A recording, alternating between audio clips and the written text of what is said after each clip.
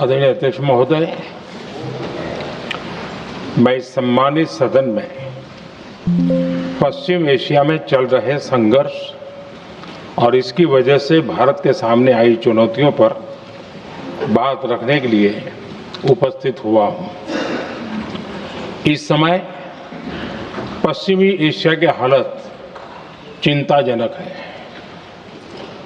बीते 2-3 हफ्तों में जयशंकर जी ने और हरदीप पुरी जी ने इस विषय पर सदन को जरूरी जानकारी दी है।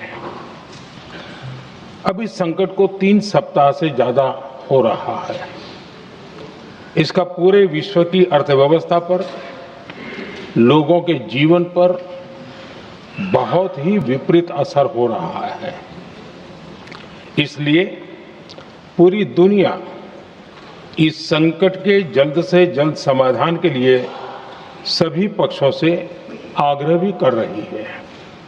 अध्यक्ष महोदय, भारत के सामने भी इस युद्ध ने अप्रत्याशित चुनौतियां खड़ी कर दी हैं। ये चुनौतियां आर्थिक भी हैं, नेशनल सिक्योरिटी से जुड़ी भी हैं और मानवीय भी है।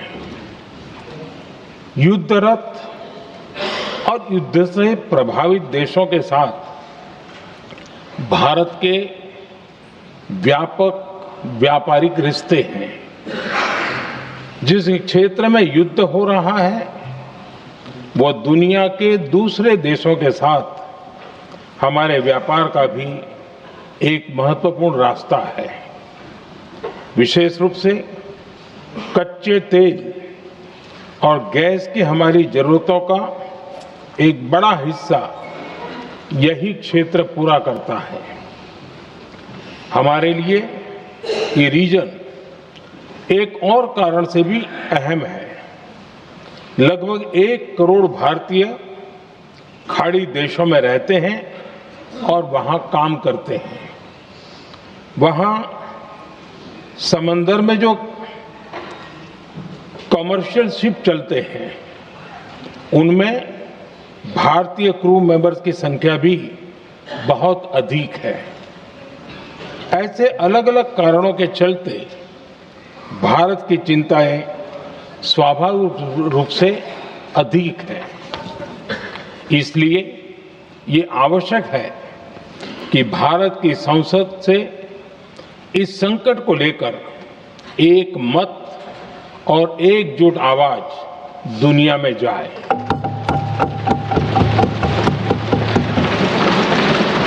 अध्यक्ष जी, जब से ये युद्ध शुरू हुआ है तब से ही प्रभावित देशों में हर भारतीय को जरूरी मदद दी जा रही है। मैंने खुद पश्चिम एशिया के ज्यादातर देशों के राष्ट्राध्यक्षों के साथ 2 राउंड फोन पर बात की है। सभी ने भारतीयों की सुरक्षा का पूरा आश्वासन दिया है। दुर्भाग्य से इस दौरान कुछ लोगों की दुखद मृत्यु हुई है और कुछ घायल हुए हैं। ऐसे मुश्किल हालात में परिवारजनों को आवश्यक मदद दी जा रही है। जो घायल है उनका बेहतर इलाज सुनिश्चित कराया जा रहा है। अध्यक्ष जी, प्रभावित देशों में हमारे जितने भी मिशन हैं वो निरंतर भारतीयों की मदद करने में जुटे हैं। वहां काम करने वाले भारतीय हो या फिर जो टूरिस्ट वहां गए हैं, सभी को हर संभव मदद दी जा रही है।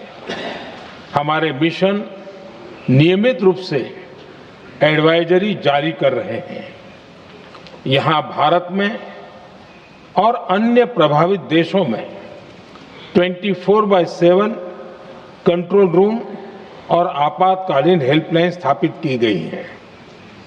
इनके माध्यम से सभी प्रभावितों को त्वरित जानकारी दी जा रही है। अध्यक्ष जी, संकट की स्थिति में देश विदेश में भारतीयों की सुरक्षा हमारी बहुत बड़ी प्राथमिकता रही है। युद्ध शुरू होने के बाद से लेकर अब तक 3,75,000 से अधिक भारतीय सुरक्षित भारत लौट चुके हैं। ईरान से ही अभी तक लगभग 1,000 भारतीय सुरक्षित वापस लौटे हैं। इनमें 700 से अधिक मेडिकल की पढ़ाई करने वाले युवा हैं। खाड़ी देशों में भारतीय स्कूलों में हजारों विद्यार्थी पढ़ते हैं। सीबीएसई ने ऐसे सभी भारतीय स्कूलों में होने वाली कक्षा 10वीं और 12वीं की निर्धारित परीक्षाओं को रद्द कर दिया है। इन बच्चों की पढ़ाई निर्बाध चलती रहे, इसके लिए सीबीएसई उचित कदम उठा रही है। यानी सरकार संवेदनशील भी है, सतर्क भी है और हर सहायता के लिए तत्पर भी है। माननीय अध्यक्ष जी, भारत में बड़ी मात्रा में कच्चा तेल, गैस और फर्टिलाइजर जैसी अनेक जरूरी चीजें हॉर्मुज स्ट्रेट के रास्ते से आती हैं। युद्ध के बाद से ही हॉर्मुज स्ट्रेट में जहाजों का आना जाना बहुत चुनौतीपूर्ण हो गया है। बावजूद इसके हमारी सरकार का ये प्रयास रहा है कि पेट्रोल, डीजल और गैस की सप्लाई बहुत ज्यादा प्रभावित न हो। देश के सामान्य परिवारों को परेशानी भी कम से कम हो, इस पर हमारा फोकस रहा है। हम सभी जानते हैं, देश अपनी जरूरत की 60% एलपीजी आयात करता है। इसकी सप्लाई में अनिश्चितता के कारण सरकार ने एलपीजी के डोमेस्टिक उपयोग को प्राथमिकता दी है। साथ ही एलपीजी के देश में ही उत्पादन को भी बढ़ाया जा रहा है। पेट्रोल, डीजल की सप्लाई पूरे देश में सुचारू रूप से होती रहे, इस पर भी लगातार काम किया गया है। अध्यक्ष जी, आज की इन परिस्थितियों में एनर्जी सिक्योरिटी को लेकर बीते एक दशक में उठाए गए कदम और भी प्रासंगिक हो गए हैं। भारत ने बीते 11 वर्षों में अपनी एनर्जी इंपोर्ट का डाइवर्सिफिकेशन किया है। पहले क्रूड ऑयल, एलएनजी, एलपीजी ऐसी एनर्जी जरूरतों के लिए 27 देशों से इंपोर्ट किया जाता था। वहीं आज भारत 41 देशों से एनर्जी इंपोर्ट करता है। अध्यक्ष जी, बीते दशक में भारत ने संकट के ऐसे ही समय के लिए कच्चे तेल के भंडारण को भी प्राथमिकता दी है। आज भारत के पास 53 लाख मीट्रिक टन से अधिक का स्ट्रेटेजिक पेट्रोलियम रिजर्व है और 65 लाख मीट्रिक टन से अधिक के रिजर्व की व्यवस्था पर देश काम कर रहा है। हमारी तेल कंपनियों के पास जो रिजर्व रहता है वो अलग है। बीते 11 वर्षों में हमारी रिफाइनिंग कैपेसिटी में भी उल्लेखनीय वृद्धि हुई है। अध्यक्ष जी, सरकार अलग अलग देशों के सप्लायर्स के साथ भी लगातार संपर्क में है। प्रयास ये है कि जहां से संभव हो वहां से तेल और गैस की सप्लाई होती रहे। भारत सरकार गल्फ और आसपास के शिपिंग रूट्स पर निरंतर नजर बनाए हुए है। हमारा प्रयास है कि तेल हो, गैस हो, फर्टिलाइजर हो, ऐसे हर जरूरी सामान से जुड़े जहाज भारत तक सुरक्षित पहुंचे। हम अपने सभी वैश्विक सहयोगियों के साथ निरंतर संवाद कर रहे हैं ताकि हमारे मैरीटाइम कॉरिडोर सुरक्षित रहे। ऐसे प्रयासों के कारण बीते दिनों हॉर्मुज स्ट्रेट में फंसे हमारे कई जहाज भारत आए भी हैं।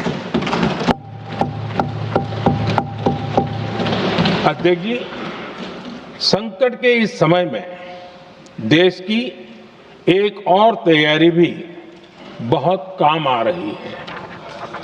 पिछले 10-11 साल में इथेनॉल के उत्पादन और उसकी ब्लेंडिंग पर अभूतपूर्व काम हुआ है। एक दशक पहले तक देश में सिर्फ 1-1.5% इथेनॉल ब्लेंडिंग कैपेसिटी थी। आज हम पेट्रोल में 20% इथेनॉल ब्लेंडिंग के करीब पहुंच रहे हैं। इसके कारण प्रति वर्ष करीब 4.5 करोड़ बैरल कम ऑयल इंपोर्ट करना पड़ रहा है। ऐसे ही रेलवे के बिजलीकरण से भी बहुत बड़ा फायदा हो रहा है। अगर रेलवे का इतना बिजलीकरण न होता तो हर साल करीब 180 करोड़ लीटर डीजल अतिरिक्त लगता। ऐसे ही हमने मेट्रो का नेटवर्क बढ़ाया है। 2014 में जहां देश में मेट्रो नेटवर्क 250 किलोमीटर से भी कम था, आज ये बढ़कर करीब 1100 किलोमीटर हो गया है। हमने इलेक्ट्रिक मोबिलिटी पर बहुत अधिक बल दिया। केंद्र सरकार ने राज्यों को 15,000 इलेक्ट्रिक बसें चलाने के लिए दी हैं। आज जिस स्केल पर वैकल्पिक ईंधन पर काम हो रहा है, उससे भारत का भविष्य और सुरक्षित होगा।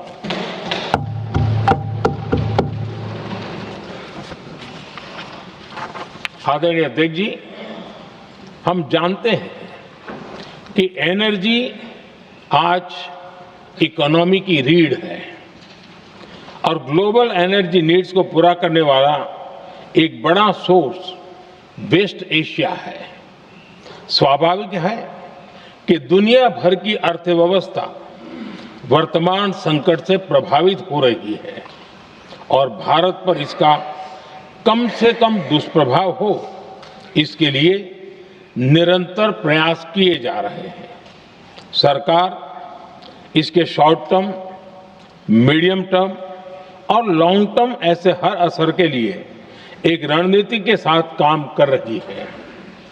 आज भारत की इकोनॉमी के फंडामेंटल्स मजबूत है। इससे भी देश को बहुत मदद मिली है। हम हर सेक्टर के स्टेक होल्डर्स के साथ चर्चा कर रहे हैं। जहां भी जरूरत है उस सेक्टर को आवश्यक सपोर्ट दिया जा रहा है। भारत सरकार ने एक इंटर मिनिस्ट्रियल ग्रुप भी बनाया है। ये ग्रुप हर रोज मिलता है और हमारे इंपोर्ट एक्सपोर्ट में आने वाली हर दिक्कत का आकलन करता है और ये ग्रुप आवश्यक समाधान पर भी निरंतर काम करता है। मुझे पूरा भरोसा है कि सरकार और इंडस्ट्री के साझा प्रयासों से हम परिस्थितियों का बेहतर सामना कर पाएंगे। माननीय अध्यक्ष जी, एक बड़ा सवाल ये है कि युद्ध का खेती पर क्या प्रभाव होगा। देश के किसानों ने हमारे अन्न के भंडार भर रखे हैं, इसलिए भारत के पास पर्याप्त खाद्यान्न है। हमारा ये भी प्रयास है कि खरीफ सीजन की ठीक से बुआई हो सके। सरकार ने बीते सालों में आपात स्थिति से निपटने के लिए खाद की पर्याप्त व्यवस्था भी की है। अतीत में भी हमारी सरकार ने दुनिया के संकटों का बोझ किसानों पर नहीं पड़ने दिया था। कोरोना और उस समय के युद्धों के दौरान उस समय भी ग्लोबल सप्लाई चेन में डिस्ट्रप्शन आ गई थी। दुनिया के बाजार में यूरिया की एक बोरी 3,000 रुपये तक पहुंच गई, लेकिन भारत के किसानों को वही बोरी 300 रुपये से भी कम कीमत में उपलब्ध कराई गई।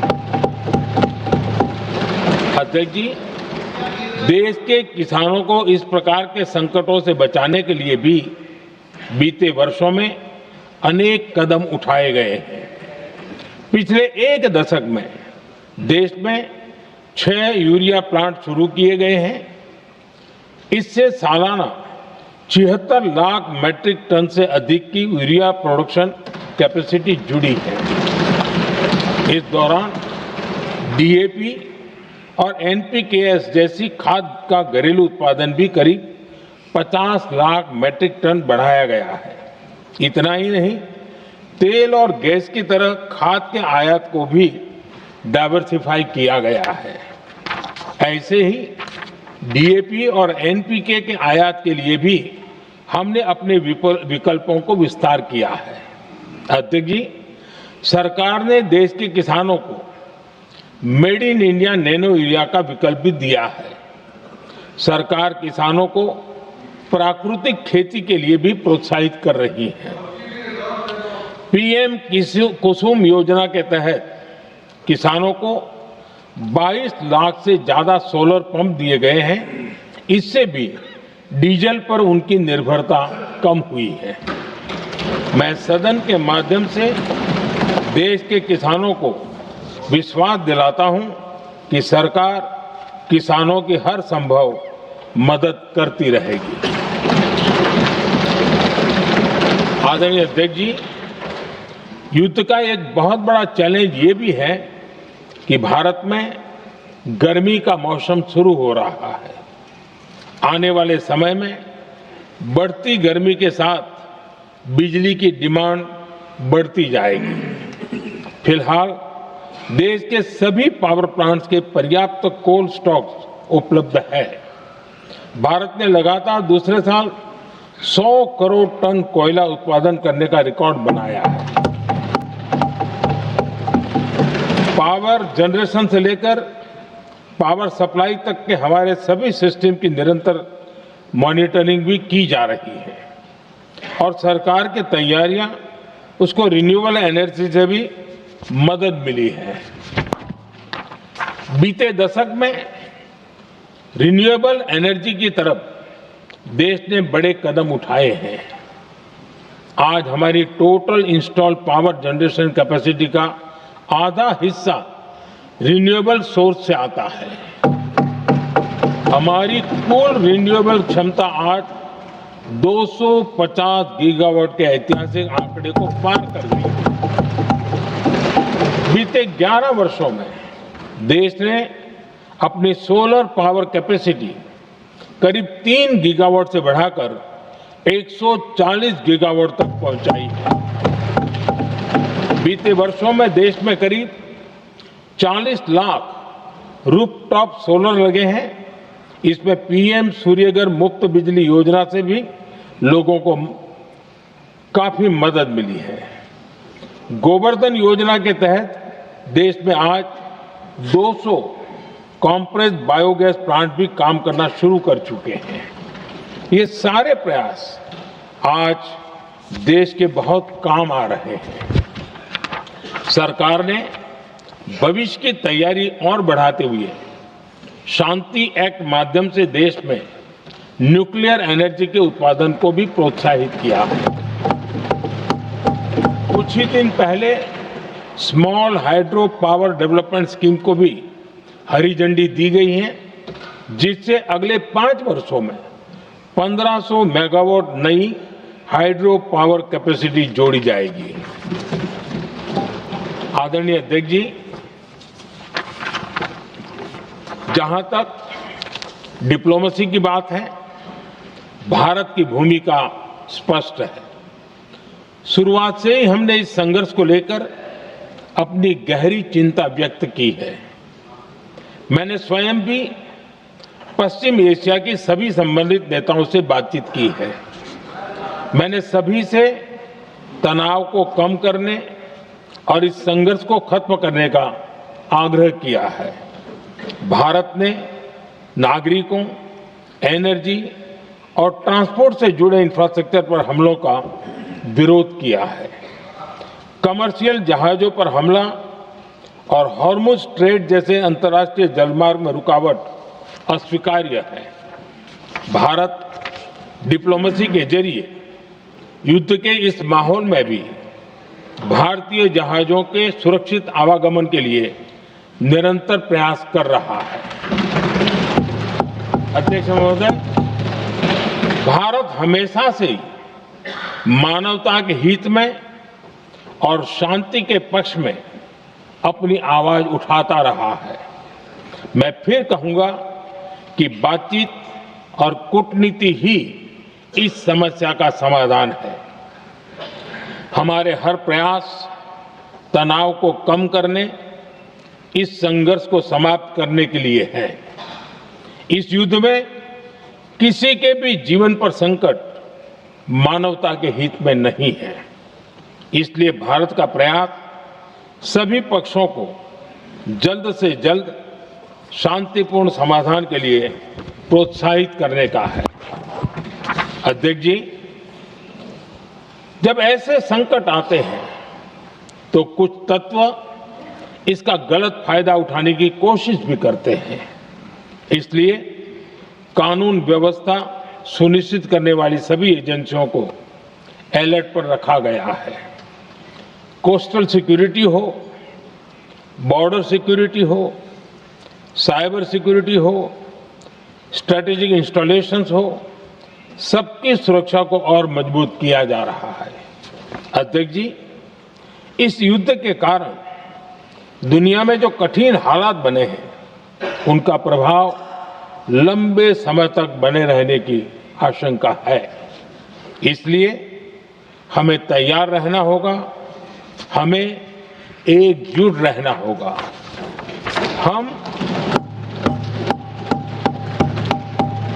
हम कोरोना के समय भी एकजुटता से ऐसी चुनौतियों का सामना कर चुके हैं।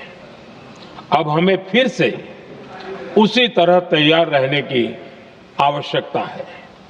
धीरज के साथ, संयम के साथ, शांत मन से हमें हर चुनौती का मुकाबला करना है और यही हमारी पहचान है, यही हमारी ताकत है।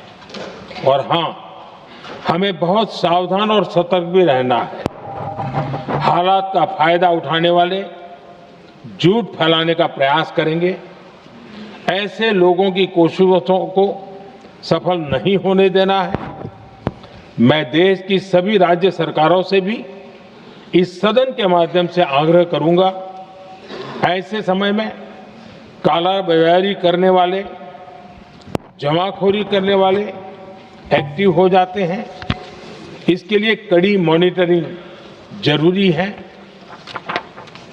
जहां से भी ऐसी शिकायतें आती हैं, वहां त्वरित कार्रवाई होनी चाहिए।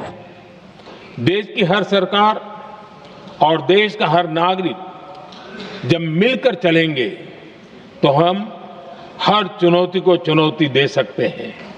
इसी आग्रह के साथ मैं अपना वक्तव्य समाप्त करता हूं। बहुत बहुत धन्यवाद।